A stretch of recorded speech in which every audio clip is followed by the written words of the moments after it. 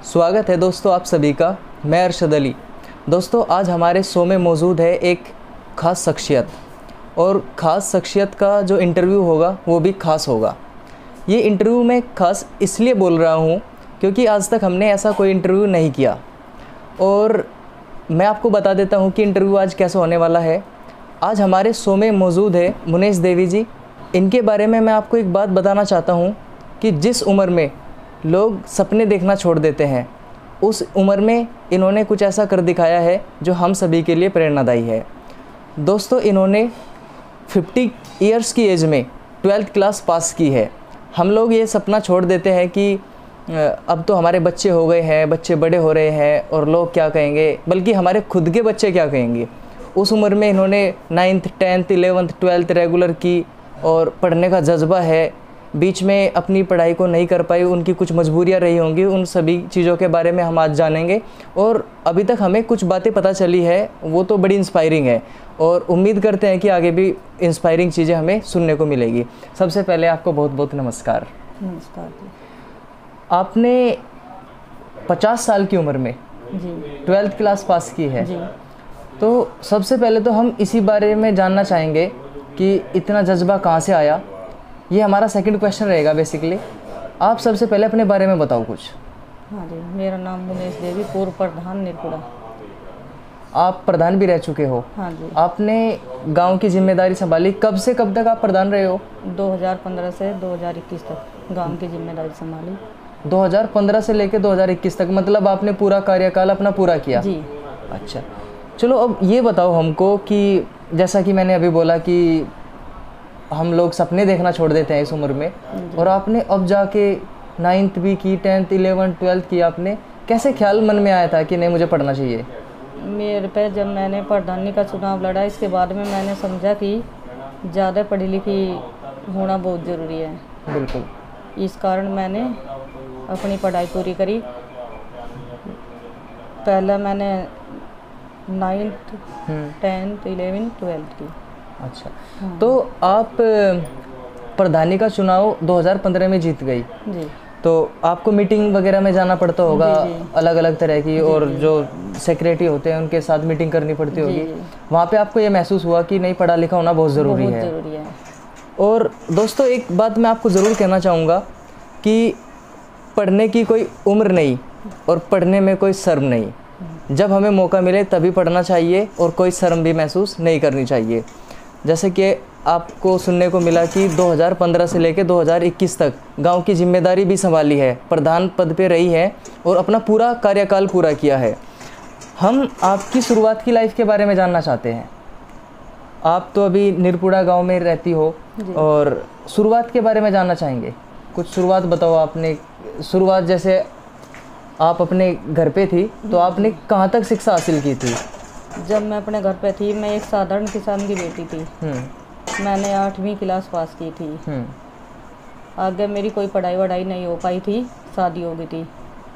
शादी होने के बाद में फिर मैं यहाँ आ गई थी। यहाँ भी घर गृहस्थी को संभालने में और बच्चों को संभालने में मेरी कोई पढ़ाई नहीं हुई। ना मेरे मन में कोई विचार था कि आगे पढ़ाई करूँगी। चुनाव लड़ने के बाद में मेरी इच्छा बनी कि मैं पढ़ाई करूँ अपनी। आप कौन से गाँव से हो वैसे? मेरा गाँव है चांदनहेड़ी। चांदनहेड़ी जो बड़ौत एरिया में पड़ता है, छपरौली के पास। हाँ जी। अच्छा, तो आपने 8वीं क्लास तक की शिक्षा अपने गांव से हासिल की? छपरौली से। हमारे गांव में कोई कॉलेज नहीं था। हाँ, छपरौली में कहाँ से की आपने? श्री विद्या मंदिर इंटर कॉलेज से, बड़ा फेमस इंटर कॉलेज है। तो 8वीं क्लास आपने जैसे पास की, उसके बाद आपकी शादी हो गई जी। और आपके मन में ये विचार भी नहीं आया कि आगे पढ़ना है या नहीं पढ़ना है? नहीं, कोई विचार नहीं। उस टाइम पे तो मुझे लगता है ऐसा विचार आया होगा कि बस काफ़ी हो गया। बस पहले तो ऐसा ही था। कम पढ़ी लिखी रहती, मेरी उम्र में कोई ऐसी खास नहीं पढ़ी थी। 8वीं क्लास भी उस टाइम पे तो बहुत बड़ी बात है ना। जी जी हाँ।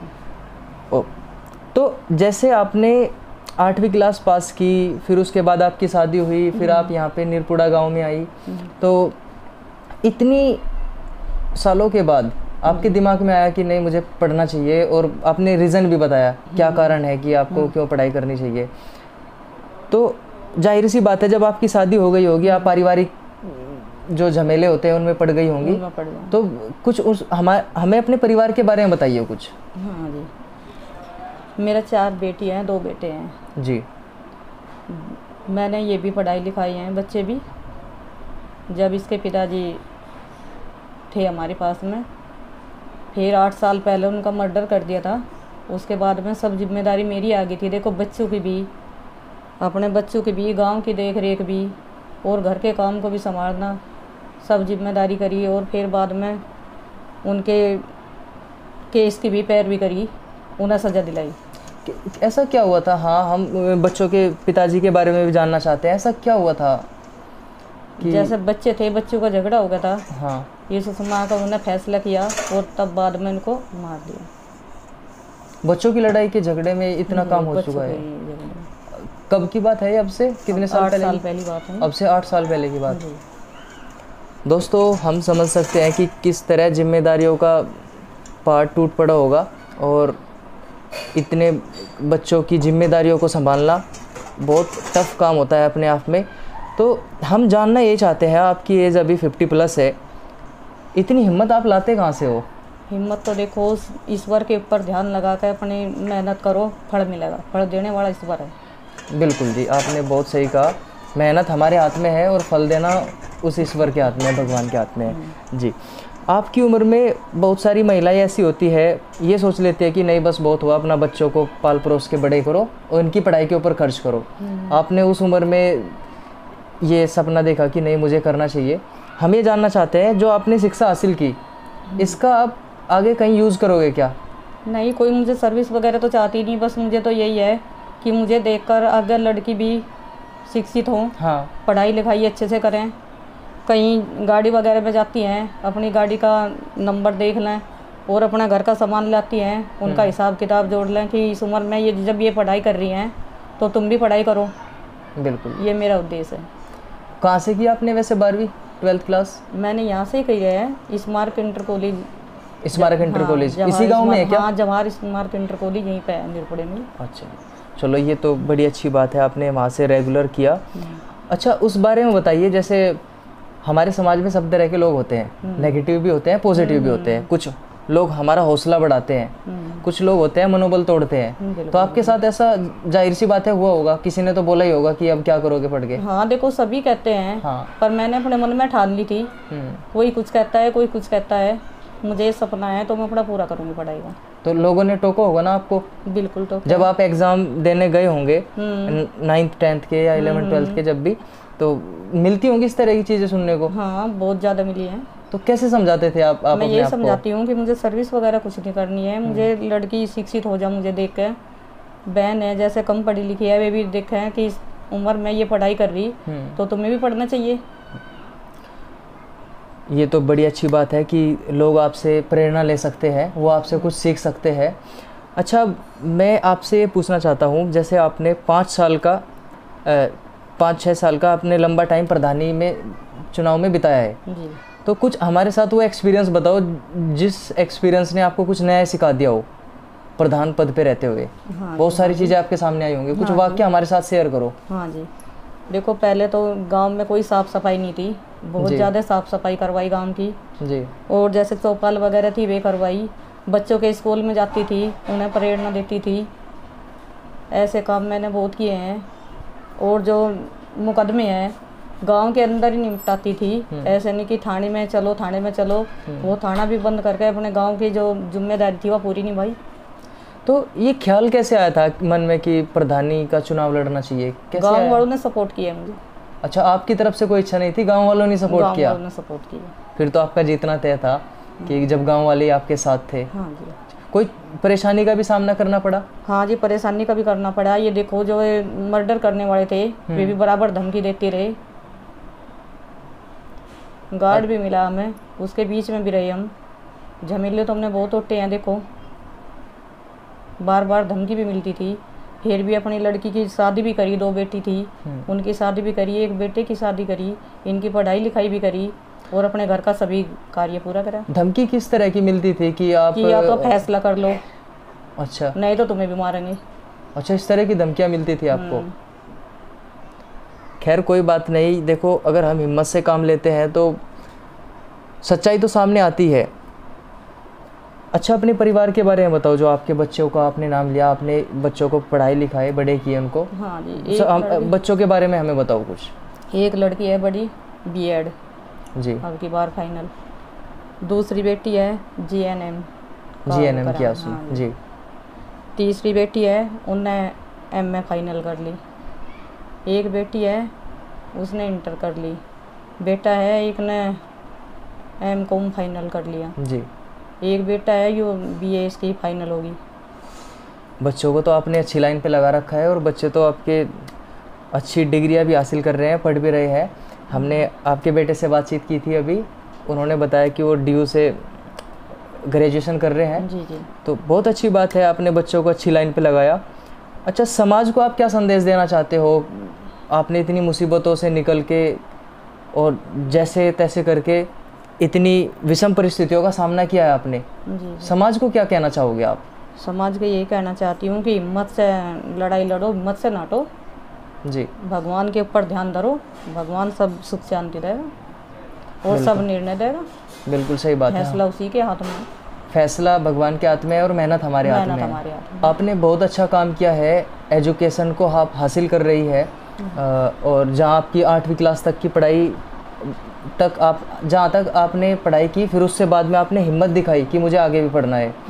तो जो आपकी उम्र की महिलाएं हैं, अब आप उनको क्या संदेश देना चाहोगे? जैसे आपने ये मुहिम छेड़ दी है कि नहीं मुझे पढ़ना है, तो आपका ये जो सफ़र है यहाँ तो रुकना नहीं चाहिए। अभी आपके और भी कुछ सपने होंगे। आपने बताया कि मुझे नौकरी तो करनी नहीं है, मुझे अपने लिए पढ़ना है, और फिर आप दूसरों को भी कुछ संदेश देंगी। तो आप अपनी हम उम्र की जो महिलाएं हैं उनको क्या कहना चाहोगे ताकि वो भी पढ़ सके? और पढ़ाई ही एक ऐसा तरीका है जो समाज में बदलाव ला सकता है। उनको क्या कहना चाहोगे आप? देखो, पढ़ाई की उम्र कोई नहीं होती है। बिल्कुल, उनको भी मैं यही बोलती रहूँगी कि पढ़ाई की कोई उम्र नहीं होती है। हाँ। और थोड़ा अपने बच्चों से पढ़ाई करो। हाँ। घर में बच्चे हैं पढ़े लिखे, लड़की हैं, बहू है, थोड़ी बहुत पढ़ाई करो, जिससे आप हिसाब कर लो। हाँ। और कहीं गाड़ी वगैरह का नंबर देख लो, अखबार वगैरह पढ़ता ही, वो बहुत ज़रूरी है।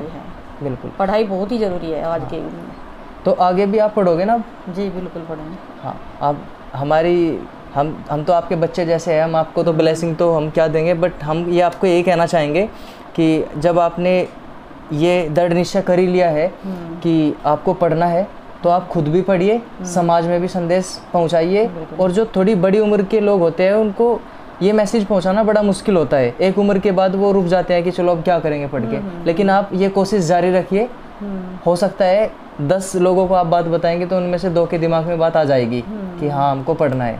कम से कम अगर वो बच्चों को पढ़ाते हैं तो बच्चे पढ़ लिख के फिर माँ बाप को भी पढ़ा सकते हैं। हाँ, तो उसमें शर्म भी महसूस नहीं करनी चाहिए। जब हम बच्चों को सिखाते हैं तो बच्चों से भी 2 चीज़ें हम सीख सकते हैं। चलो जी, अच्छी बात है। लास्ट में आप कुछ कहना चाहते हो? हाँ देखो, मैं वैसे भी गांव की प्रधान थी, जैसे घर घर जाती थी तो सभी यही प्रचार करती थी कि पढ़ाई बहुत ज़रूरी है, पढ़ाई करो अपनी। जी। घर घर में यही बोलती थी। हाँ, पढ़ाई की कोई उम्र नहीं होती, सब शिक्षित हो जाओ। तो उससे आपने कुछ बदलाव देखने को मिला कुछ गांव में? काफ़ी देखा आपने बदलाव? हाँ, देखा है। तो आपने एक बात बताई थी अभी बीच में कि आप स्कूलों में जाके बच्चों को कुछ बातें बताती थी। काफ़ी बात बताती थी। तो उनसे फ़र्क पड़ता है बच्चों के उस पर? बहुत ज़्यादा। बच्चों को गिफ्ट वगैरह भी देती रहती थी। हाँ, कि जो फर्स्ट सेकंड बच्चे आएंगे उनको हाँ, ये सम्मानित भी करूँगी, और करती रही बराबर। आप देखो, हर जगह कुछ ना कुछ अच्छी बातें और कुछ ना कुछ गलत बातें ज़रूर होती है। कुछ ऐसी चीज़ हो आपके सामने जिसको आप दूर करना चाहते हो अपने गांव के स्तर पे कि अगर हमारे गांव में ये चीज़ ना हो तो बेहतर रहेगा, कुछ कहना चाहते हो उस बारे में? ना देखो, ये तो गांव की राजनीति है, चलती रहती है, बताओ इसमें क्या कहते हैं। आपको क्या लगता है इस तरह की जो नेगेटिव चीज़ें हैं, गलत चीज़ें हैं, उनको दूर कैसे किया जा सकता है आपके अपने हिसाब से? बताओ आप। देखो, ये तो अपना नज़रिया है, क्या नज़रिया है। करने के लिए तो खुद ही दूर करेंगे, इंसान जैसे भी करेंगे। चलो, अच्छी बात है। आज हमें आपसे मिलके खुद एक प्रेरणा मिली, और आप तो हज़ारों लाखों के लिए एक मिसाल बन सकती हो, और हो भी, क्योंकि आपकी उम्र में लोग सोचते हैं कि अब तो क्या पढ़े। आपने उस उम्र में पढ़ने की हिम्मत दिखाई, वो अपने आप में काबिल तारीफ़ है। बहुत अच्छा लगा आपसे बात करके, बहुत बहुत शुक्रिया आपका।